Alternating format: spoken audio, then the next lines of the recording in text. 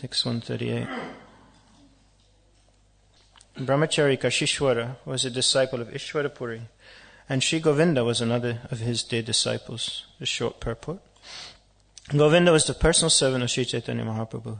In the Gaura Dipika, verse 137, it is stated that the servants formerly named Bringhara and Banu Ghura in Vrindavan became Kashishwara and Govinda in Chaitanya Mahaprabhu's pastimes. Govinda always engaged in the service of the Lord, even at great risk. In the list of prominent devotees at Nilachal, Jagannath Puri, Kashishwara was the 18th and Govinda the 19th. They both came to see Chaitanya Mahaprabhu at Jagannath Puri, being thus ordered by Ishwarapuri at the time of his passing away. Both Kashishwara and Govinda were godbrothers of Sri Chaitanya Mahaprabhu, and thus the Lord duly honored him as soon as they arrived. But because Ishwarapuri had ordered them to give service to Sri Chaitanya Mahaprabhu, the Lord accepted their service. Govinda cared for the body of Sri Chaitanya Mahaprabhu, whereas Kashishwara went in front of the Lord when he went to see Jagannath in the temple. When Chaitanya Mahaprabhu went to the temple of Jagannath, Kashishwara, being very strong, cleared the crowds aside with his hands so that Chaitanya Mahaprabhu could pass untouched. Ramai and Nandai, the 20th and 21st among the important devotees in Jagannath Puri, always assisted Govinda 24 hours a day in rendering service to the Lord. Every day Ramai filled 22 big water pots, whereas Nandai personally assisted Govinda. In the Gaura Dipika 139, it is stated that the two servants who formerly supplied milk and water to Lord Krishna became Ramai and Nandai in the pastimes of Chaitanya Mahaprabhu. And in text 145, which is on the part. Translation again. The 22nd devotee Krishnadas was born of a pure and respectable Brahmana family. While touring southern India, Lord Chaitanya took Krishnadas with him. Purport. Krishnadas is described in the Madhya Lila, chapters 7 and 9. He went with Sri Chaitanya Mahaprabhu to carry his water pot. In the Malabara state, members of the Bhattahari cult tried to captivate Krishnadas by supplying a woman to seduce him. But although Sri Chaitanya Mahaprabhu saved him from being harmed, when they returned to Jagannath Puri, he asked Krishnadas to remain there. For the Lord was never favorably disposed towards an associate who was attracted by a woman.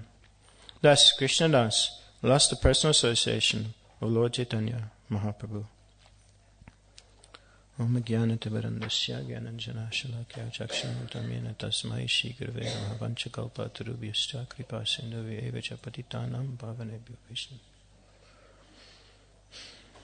So it's always a pleasure to be here at Shri Radha Gokulananda Nivas with all of you.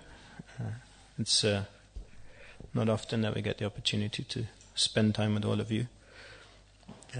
Always busy in central London running around in the mode of passion, so I realize how out of place I am here. When I come here, everything is in the mode of goodness, and I'm thinking to myself, what's to organize, what's to do, what needs to be done, because in Soho Street then there's always something that has to be done, because it's central London, so always something is moving around. But here, then you're in the mode of goodness. Just yesterday, and Dirshanta Goswami Maharaj was giving class at Soho Street, and he was making the point that he's used to the outdoors, very, very peaceful, very quiet, very calm surroundings. He used to run a farm out towards Cornwall, and he remarked that when he'd come to Soho Street to try and stay in the ashram, then he would wonder how it was possible to sleep in the ashram there, especially on a Friday or Saturday night.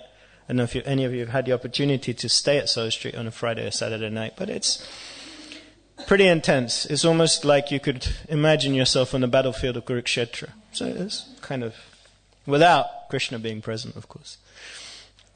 So he was wondering, he was asking the brahmacharis there how you sleep. And they were saying, well, what noise? Because for them, it's just life. And so what he did was, out of his compassion, he invited the devotees to come to his farm for a week.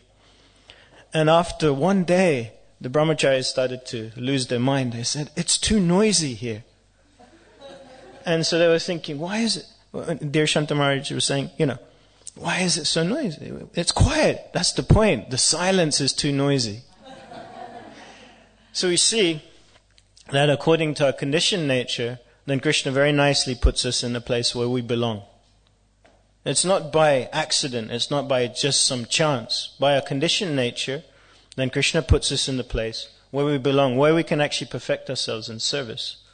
So we see here, these great personalities, they're specifically being put in service because they're consistent. This is what they do in the spiritual world. They know that they can do it. Krishna knows that they can do it. So when Krishna comes to the material world, he automatically brings those persons who he can rely on. Because it's reliability, that's what Krishna is looking for. That steadiness, that nishta. Because only from nishta can anything manifest. Without nishta, there is no possibility for prema to manifest. So it's that steadiness in service. That is actually what we're looking for. And so today we have the great fortune to celebrate of course, from the external point of view. If you tell anyone you're celebrating someone's disappearance, they think you're nuts. But actually it's a celebration. We're celebrating the disappearance of Srila Haridas Thakur. And so we're going to throw in a few principles today, specifically also on the glories of Annamacharya, but also somehow or other, by Krishna's grace, this is all connected very nicely. The principle of service is one of internalization. Without internalization, one can actually not render service properly. So we see here, Kala Krishna Das. So what happened is that the Lord, he wanted to go to South India. And of course the Lord wanted to travel on his own. The Lord has his want, he has his desire. But of course the Lord's personal confidants, associates, they're thinking, you're going to be using your one hand to chant, and the other hand is in the air dancing. So you have no hands free. So someone has to carry your water pot, your cloth. So at least let us send one person with you. So then they selected Kala Krishna Das. And so Kala Krishna Das, having such an amazing position, you imagine, being the Lord's personal servant, just him and the Lord, that was it. And they went to so many places throughout South India where the Lord met. Because at that time, of course, there was many upper sampradayas and impersonalism and voidism. It was rife throughout South India. It was an endemic disease throughout India. And so when Mahaprabhu was going south, he would be preaching very, very strongly. And of course, Kala Krishna Das, he would just be following him. So he was in direct association, seeing the Lord destroying time and time and time again all of these upper sampradayas. So his faith would have increased, you could have imagined. If you were there in the presence, just like sometimes when we're in the presence of our spiritual master, sometimes if we hear Srila Prabhupada's class or talk when he's speaking to someone very strongly and he's smashing them, then it gives us also faith. Because we think, okay, no, there is some substance to this. So then, Kala Krishna Das, he's seeing the Lord so emphatically establishing Braja Bhakta, the pure Siddhanta, loving Krishna. So then he's moving, and then the Bhattaharis come. Now the Bhattaharis, Prabhupada mentions in the purport that they're a class of nomads. He says that nomadic races have existed since time immemorial. And basically what they do is they move around. And the way of surviving, just like we see in the modern example, would be gypsies. And so some of us have come across gypsies in our time. And you know what the gypsies are like. They have a very unique way of trying to establish their existence. And one of the ways is to supply, what they do is they supply women to the local people. And by bewildering the people, then they rob them. And sometimes they actually kill them.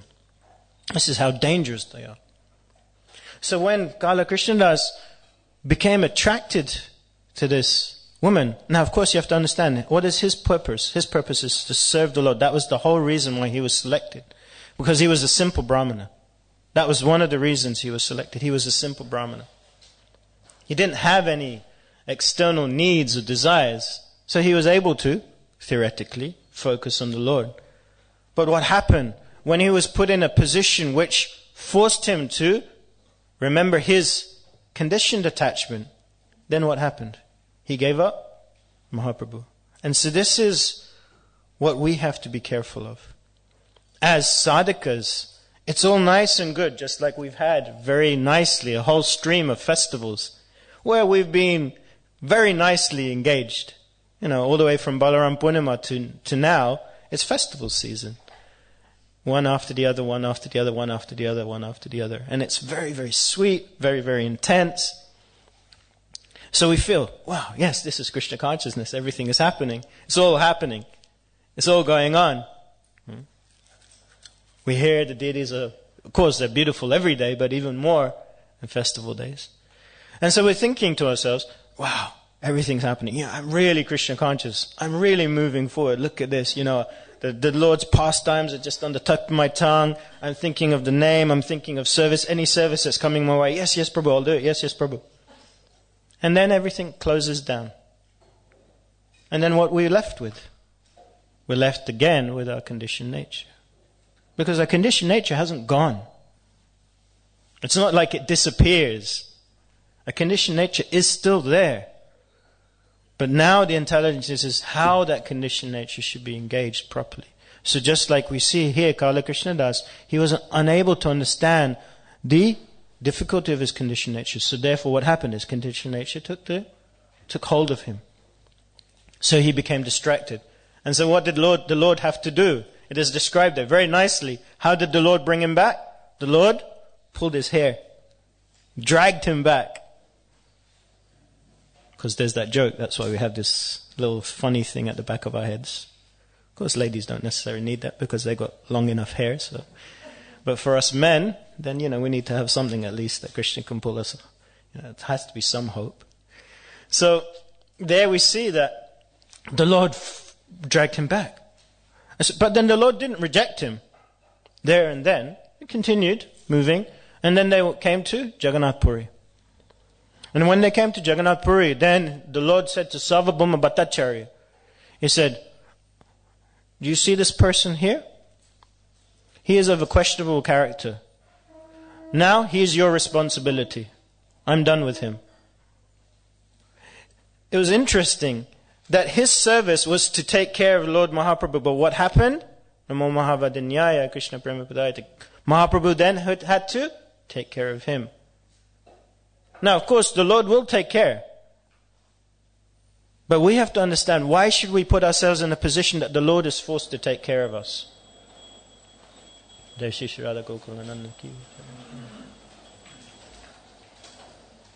That is our problem. Our problem is that time and time again, when we're engaged in service, we put ourselves in difficult positions, hoping that the Lord is going to pull us out. Okay, that's great. That's nice. We have dependency in the Lord. That's wonderful. But after a while, it gets tiring. Just like if you were the friend, and every time that friend is always getting into trouble, and who's the one who has to fix it? You. Just like some of us who have younger siblings. Right? After a while, we want our younger sibling to grow up, take responsibility for themselves.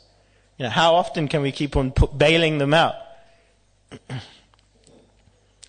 So this is the Lord. It's dynamic relationship. If our relationship isn't dynamic with Krishna, it becomes static. If it becomes static, then it goes backwards. So therefore we have to grow. And so we see the same persons, same conditioned nature. Of course, external conditioned nature. It's not their true identity. And Kashishwara. And so Kashishwara, he was not a small guy. It's described there. Very, very imposing personality. And so then when the Lord being completely oblivious to the external environment, when he goes to see Lord Jagannath, that's it. He loses his mind. So then Kashishwara, knowing his position, knowing his duty, uses his conditioned nature in the Lord's service. That's perfection. So it's not that all of a sudden, you give up your position and just become just like Arjuna wanted to give up his position. And just sit under the tree. And then the Lord said, no, you're going to fight anyway. Use your situation, use your position in the Lord's service, and then it will become purified. So we see these personalities are there in Gaura Leela for us to understand how one is supposed to improve one's consciousness and apply the principles so that one actually becomes elevated. One doesn't actually become imprisoned by one's situation, one's circumstances. And so we see here then Govindadas. Now he's the perfect example of a servant. It's explained here, even at great risk of his own personal self. The example is given that one of Govindadas's services, and we see actually if you read Chaitanya Charitamrita, when he becomes the Lord's servant from Nilachal, he becomes his servant throughout the rest of the Lord's pastimes. That's how good a servant he was. There was no other servant in the Lord's pastimes that lasted as long as Govindadas. There is no other servant. That's how a servant should be. So if you want to know how to be a servant, read about Govindadas. Why? Because he is beyond his own position of gain and safety. When we do service, we're looking for gain and safety. When I do the service, am I going to be recognized? When I do the service, am I going to get reciprocation? When I do the service, where's the Mahaprashadam? Just like those of us who do Pujari service, we have backstage pass to all of the Mahaprashadam, right?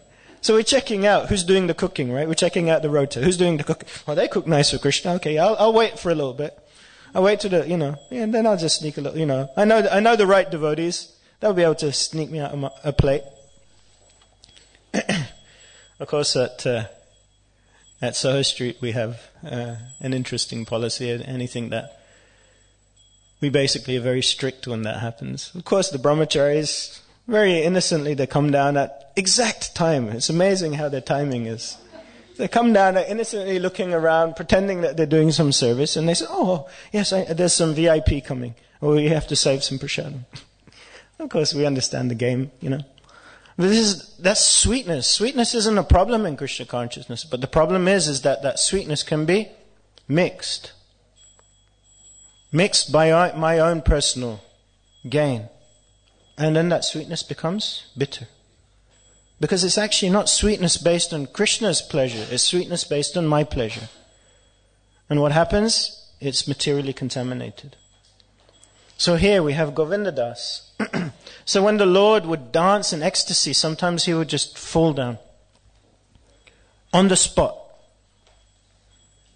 out of exhaustion. And then Govindadas, one of his services was to massage the Lord's body. Very beautiful service, to massage the Lord's body. Just like I remember one time I was in Vrindavan and Bhakti Vishwambara Madhava Maharaj was there, and he'd just finished dressing Krishna Balaram. And he was saying, he spent about 20 minutes just massaging Balaram's feet. And so then he came to me, and those of you who know Madhava Maharaj, he's very interesting personality. He doesn't have any barriers whatsoever. So he came to me in the middle of the temple in Vrindavan. I'm just chanting, and then he just grabs me, and then he just rubs his hand all over my head, and he said, I've just been massaging Krishna Balaram. And I felt like power, ecstasy. This is the wonderful nature when one becomes personally connected to the Lord through personal service. One has the opportunity to do these things. So this personal servant, Govindadas, he's massaging the Lord. And so one time the Lord fell in the doorway. Now Govindadas's service is that after he massages the Lord, he goes to take his prasadam. He only takes his prasadam after massage. So he's not thinking. This is something we have to learn. Just like when we're doing service, if we're serving the feast, we shouldn't be thinking, oh, how much should I serve? Maybe I should serve a little less, because otherwise there won't be anything left for me. We shouldn't be thinking like this. We shouldn't be thinking, what's left for me after I've done my service? No, the principle is, do the service. Don't worry, Krishna will cover everything else. So Govindadas was inside the room. And in order to massage the Lord, he had to go onto the outside. Now the Lord is lying across the floor. So Govinda Das is asking the Lord very nicely, "Oh, the Lord, please could you move so that I can actually massage him?" Mahaprabhu says, "Do as you like. I'm too tired, I cannot move." So then what did Govinda Das do? Govinda Das covered the Lord with the chadar, stepped over the Lord's body. So according to Pancharatrik Pradeep, one shouldn't actually step over the Lord. That's why in many temples, that we don't have that here, but in many temples, just like if you go into Mayapur and you go into the deity department in Mayapur, those of you who had the opportunity, they actually have a place where the head of the deities are. So you walk around, you don't actually walk over the deities. In many of the traditional temples they'd have that. So that was a principle. You actually shouldn't cross over the body of the Lord. But for the higher principle of service, then Govinda Das crossed the Lord's body, massaged. Sorry, he was on the outside, he had to go on the inside. Correction. After his massage, then he waited. And then Mahaprabhu woke up and he said, "Govinda Das, you're still here? You didn't take prasadam?" And Govinda Das said, "How could I take prasadam? You were lying across the doorway." And Mahaprabhu immediately understood.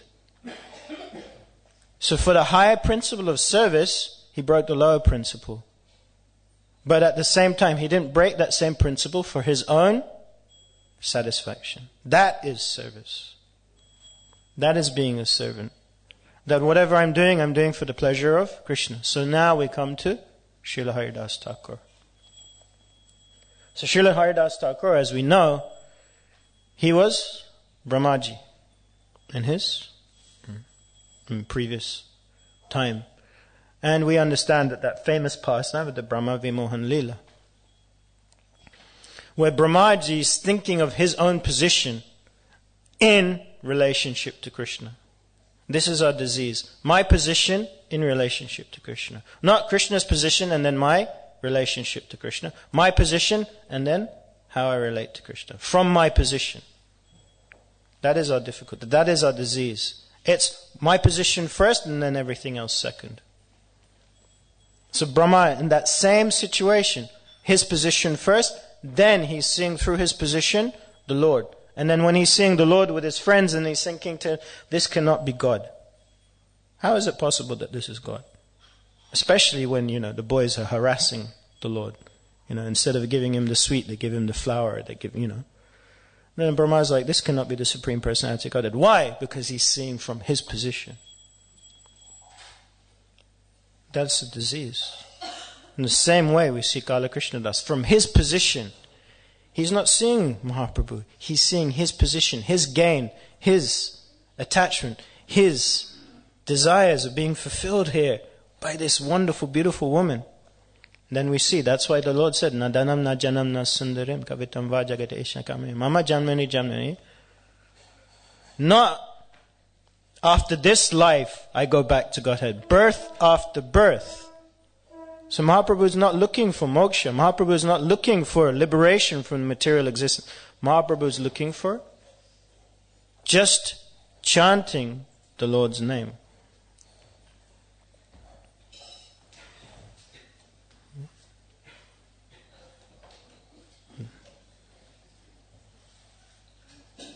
That's the fourth or the second? Shikshastakam. Nadanam Janam Sundam. Fourth, yeah. So that comes after Trinadapi Sunechana. Because after the chanting, then one gets these. So we see that Brahma understanding that he has misinterpreted the Lord because of his position. Then Savapadi Vinay Muktam Tat Pradhamena Nemaran Rishikesha Rishikena Sevanam Bhakti Uchite. Sava Upadi. Giving up all of these upadis, giving up all of these positions, only then. Sava Upadi. Upadi means position. Designation. What is my designation? My designation is such and such das, such and such. What is my position in this temple? What is my service? Where am I in the food chain in Bhaktivedanta manner? How can I elevate myself up in the food chain in Bhaktivedanta manner so that people can recognize how good I am as a servant of Krishna? It doesn't matter. Who cares about whether You should care about whether they recognize you. That's your only care. And not even they. You have to worry about whether Srila Prabhupada recognizes us. One time, I think it was His Holiness Bhakti Tirtha Maharaj. He was saying one time he had a dream when he went to the spiritual world. And he presented himself in front of Mahaprabhu. And he said, so, I've come. And Mahaprabhu said, oh, okay. But I'm not so important. Then come, you guys see Nityananda Prabhu. He's more important. And then Nityananda Prabhu said, I'm not so important. So it went down, went down, went down, went down, went down. And to Srila Prabhupada. And Prabhupada said, oh, you're here? And then Prabhupada grabbed his hand and took him to Mahaprabhu. Then Mahaprabhu actually dealt with him. This is our position.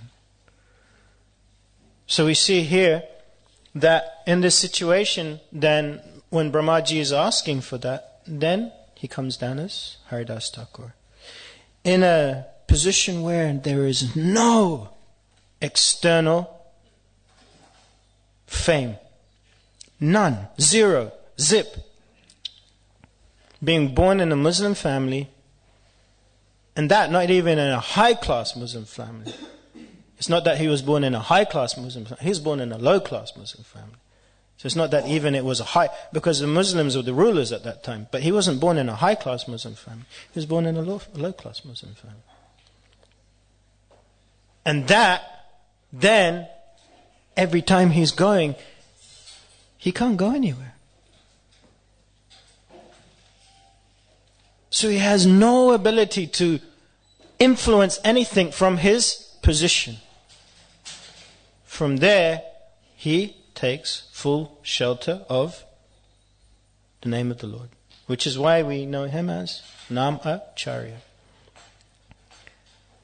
That's why Kunti Devi says, Tam akinchana gocharam. That is material impoverishment. It doesn't mean that we should be poor. It doesn't mean that we should be destitute. It means that whatever we have, it is not an impediment to our Krishna consciousness. It is not getting in the way of. And if it's getting in the way, then either we have to learn how to adjust it, or we have to give it up. And what is the test? The test is as Haridas Thakur, that not once but twice, first by Ramachandra Khan, presenting the prostitute, and then the prostitute wasn't successful, then Maya Devi herself coming and presenting the options. That's what makes him so special. So we see the two, Kala Krishna Das, Haridas Thakur, and we see what happens from both. But of course we see with Kala Krishna Das a very interesting point, that in Jagannath Puri, then he becomes so morose that the Lord has now rejected him. He starts to cry. Then who steps in? Nityananda Prabhu, Sarvabhauma Bhattacharya, and I forget, there's 4 of them that get together. And they discuss how we can look after this poor devotee. This is the power of association. We cannot do things on our own. There's no chance for us on our own. It's only through association. That just in case we may fall, then our friends, they'll help pull us up. So, being out of compassion, they said to the Lord, now you're here in Jagannath Puri. Now we should tell your mother, she's in so much anxiety. And all the other devotees will be pleased to hear that you're here, and they will all come. So we should send someone. Now that same person who became distracted, now you'd think, right, in modern ISKCON, unfortunately we have this disease. When someone makes a mistake, then that's it. Forever. That's how they are forever. Eternally. The black mark is on them. And that's it. They're not able to be considered for any other service. But this is not how it worked in Gaura Lila. This is not how Srila Prabhupada did things. One time Srila Prabhupada, there's Madhudvisa, who recently left his body. And Madhudvisa, he became sannyas. And Madhudvisa he was preaching in these areas where there's great beauty, Hawaii and all those areas. And he became agitated. So what did he do? He posted his danda in the post to Srila Prabhupada. His danda. It's like, that's not even heard of in our history. In any pastime, you don't hear that. There's someone posting, of course, posting anything in the pastime doesn't. But you imagine. And then what happened the next time he went to Srila Prabhupada? What did Srila Prabhupada do? Did Srila Prabhupada reject him? Did Srila Prabhupada say, now you're a fool? No. Srila Prabhupada embraced him. And then what did Srila Prabhupada do? Srila Prabhupada reinstated him in a position of management. That's how broad-minded our founder Acharya is. That's how broad-minded Mahaprabhu is. Not even Mahaprabhu. That's how broad-minded Nityananda Prabhu is. Who is our Adi Guru. So we should be very careful. We should be very careful how we are seeing or viewing devotees. Even if they make mistakes, we should be very, very careful. So Gaura Krishna Das, what happened? Then the Lord's associates, they said, he can go.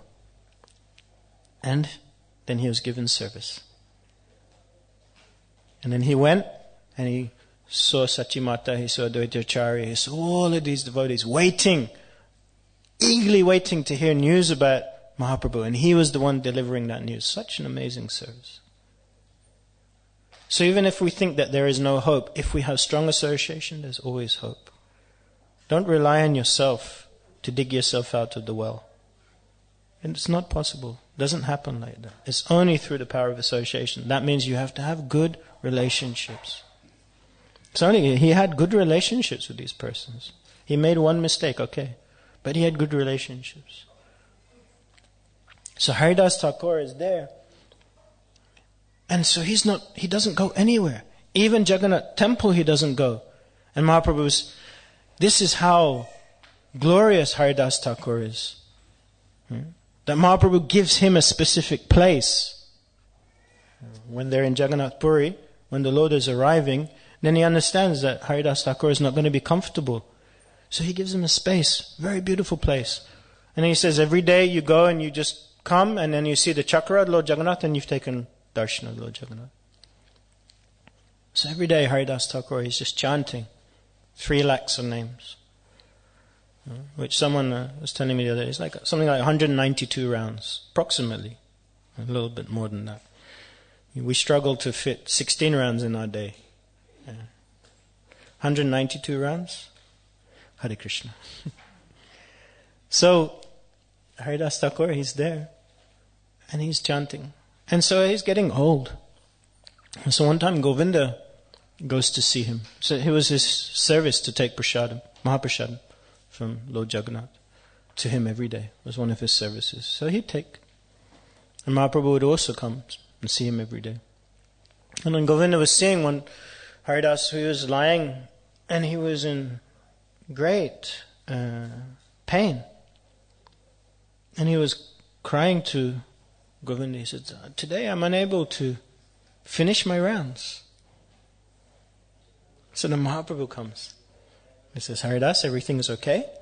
And then Haridas says to Mahaprabhu, I'm such a fallen person. I'm unable to complete my rounds. And then Mahaprabhu says, what are you talking about? You're already liberated. You're already successful. Now give this up. You can reduce. You can calm down a little bit now. Haridas Thakur didn't want to give up.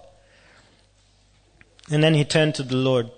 This beautiful pastime, I recommend you all, if you have a chance today, to read 11th chapter, Antya Leela.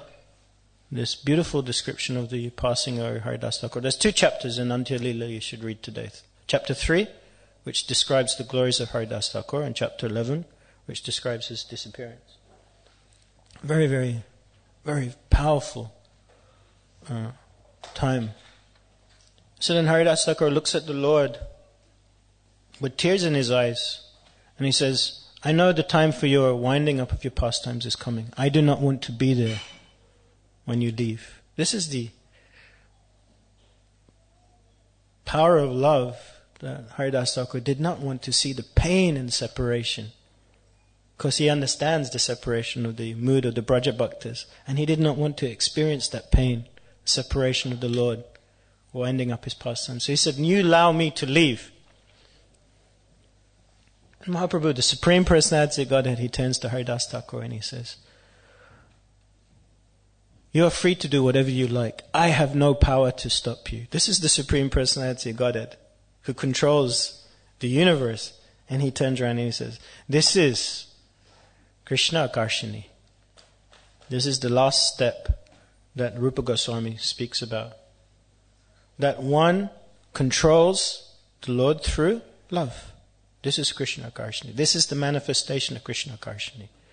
That the Lord becomes so bound by the love of his devotee, he is unable to do anything but bend to the love of his devotee. This is the position. This is the wonderful nature of Haridas Thakur. This is the wonderful nature of these personalities we're reading about in Mahaprabhu. And this is the opportunity given to us by our founder, Acharya Srila Prabhupada. And if we're foolish, we'll let it go. We'll stick to our conditioned nature. We'll stick to our attachments. We'll stick to what is our feeling of however we want Krishna consciousness to be, and we won't progress. Because we're looking for something else other than Krishna Prem. Our goal is not fixed. Bhaushaka, as Krishna says in the Gita. Because our senses are not controlled. Our mind is not controlled. It's Bhaushaka, many branched. We're not Ekakuranandana. We're not fixed in determination. Just like in Mahabharata, when Dronacharya, he was devising a way to test who was the best student. So what he did was he took all of the students out into the middle of the forest, and in the forest they had a green, very green tree. It's just springtime, so everything was very lush. And in one tree, high up, he put a green parrot. You could not tell the difference between the tree and the parrot. And at the end of the parrot, there was a ruby, very, very small ruby, high up in the tree. And so then he asked all of his students, now, you pick up the bow, string it, and aim. And then you tell me what you see. Only after you've told me what you see, then I will allow you to fire. So then, of course, Duryodhana, being Duryodhana, he wants to go first. Just like we see when we come to festivals, we come to situations in the temple, where do we want to be? We want to be in the front.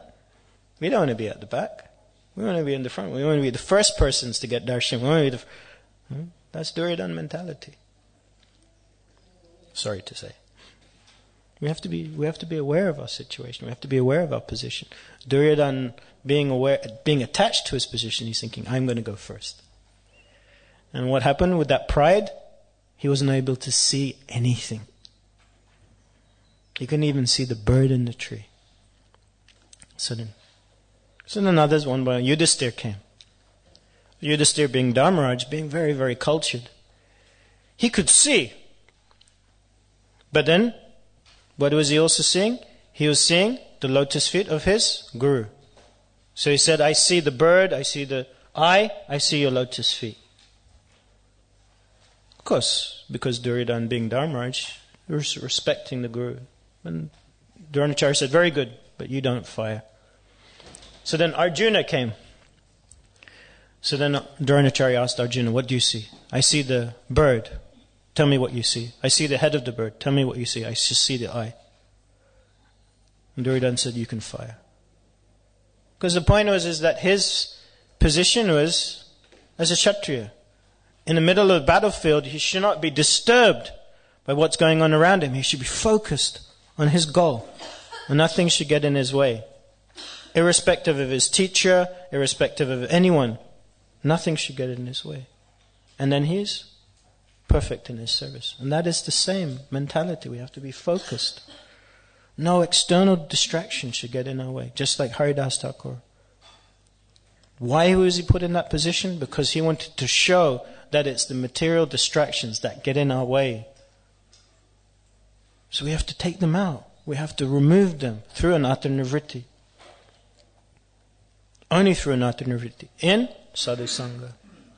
If we don't have that, then it doesn't work. Then we don't have Nam Bhajan. And we can go to Kirtan Melas, and we can go to this one, and we can go to that one. We can fill our diary with all of these wonderful events that are being put on. But our heart will not change. You tell me, honestly, you go to Kirtan Mela, is your heart changed? Afterwards, have your rounds improved? Has your taste for the holy name improved? If not, then you've wasted your time. You've wasted your time. Because you're just going for entertainment. And you look on the list of who's singing and you'll pick and choose who you're going to listen to. Why? Because it's entertainment for you. That's it. It's not Nam Bhajan. You're not going for Nam Bhajan. You're not going for taste. You're going for entertainment. And we have to be very careful about these things. That's why there's some senior devotees who are concerned about this move towards these melas, because I believe it's a poor substitute for one's own personal chanting. How often are we working on our personal chanting? Just like Haridas Thakur. He is our Namacharya. Mahaprabhu is so kind. He has given us these personalities that show us that in the time of no hope in Kali Yuga, this is the hope. If we just simply follow their footsteps.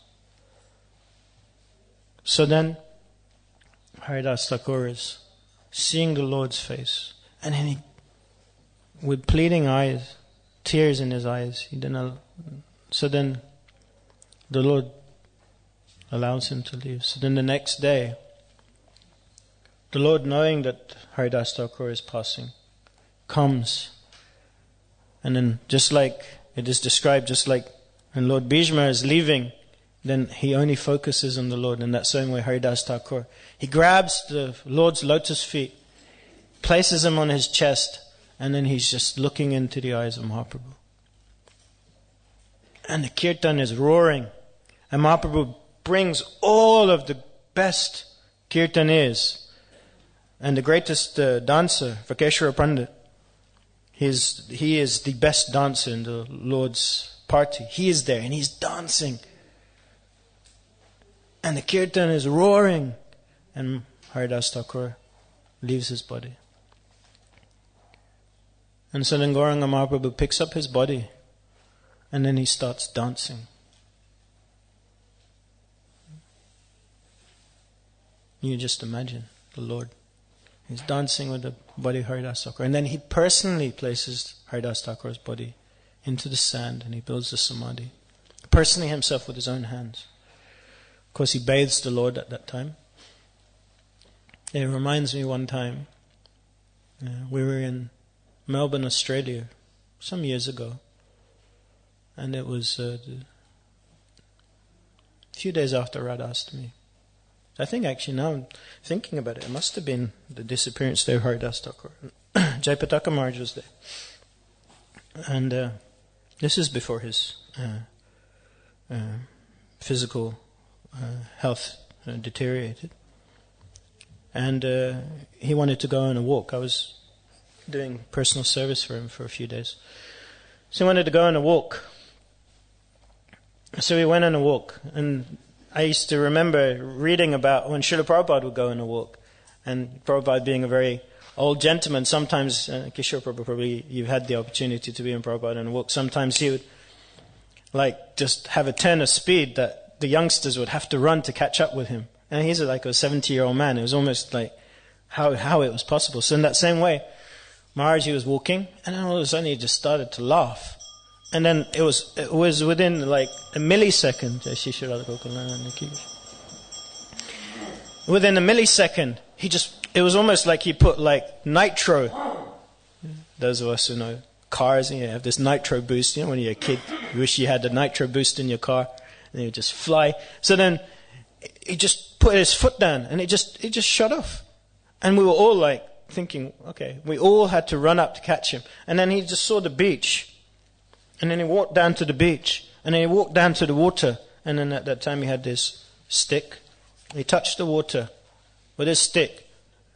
And then, I still remember it to this day. It's clear as everything. And then he touched the stick to his head. And then he said, Haridas Thakur ki jai. And at that time I was completely bewildered. I was thinking to myself, Haridas Thakur, Melbourne, Australia. It's like, what's going on here? And that day, or the next day, I was thinking to myself, Oh, maybe I should try and figure out what's going on here. So I thought I'd read Haridas Thakur's pastimes. And then I saw there that all bodies of water connected to this one body become holy places of worship. This is consciousness. Maharaj was showing by his example, this is how we have to be. This is how conscious we have to be. It's only in that consciousness do we actually taste the pastime, do we taste the Lord's name, do we actually improve our spiritual life. Year in and year out, we just had festivals going. How many of us have sat back and reflected whether our taste has increased this festival from the last, our mood of service has increased, our attachment to the deities have increased. This is actually what we should be contemplating. If we're not doing it, we have to. Otherwise, we're not taking advantage of these personalities who have gone before us. That Srila Prabhupada has given us this solid foundation from which we can actually take strength from. But instead, we want to take strength from our material attachments, from our material desires, from our material positions. And we have to be careful. So Haridas Thakur is that person that we should be following to know how to taste Nam Bhajan. What is the real taste? Because only from name can one appreciate form. Then from form one can appreciate qualities, and then from qualities one can appreciate pastimes. But it all starts with the name. So in that way we should take today some time focusing on our chanting, focusing on a prayerful attitude, that whatever impediments there may be, material attachments we're looking for, let them go.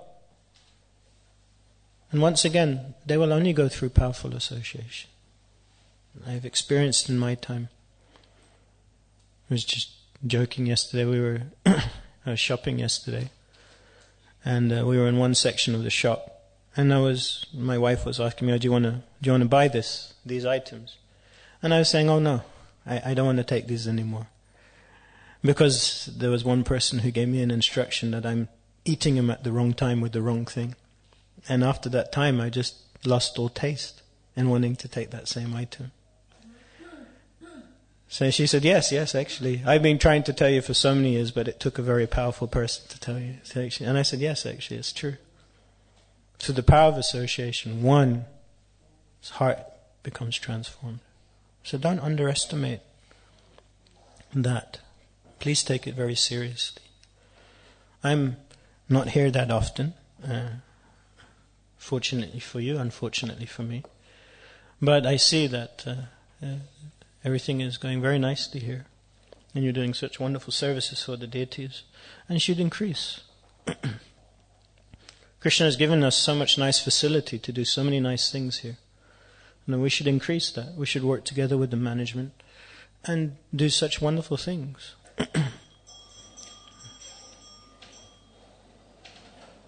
For their pleasure. Okay, so if there's any comments, adjustments, questions, otherwise we'll close for the morning.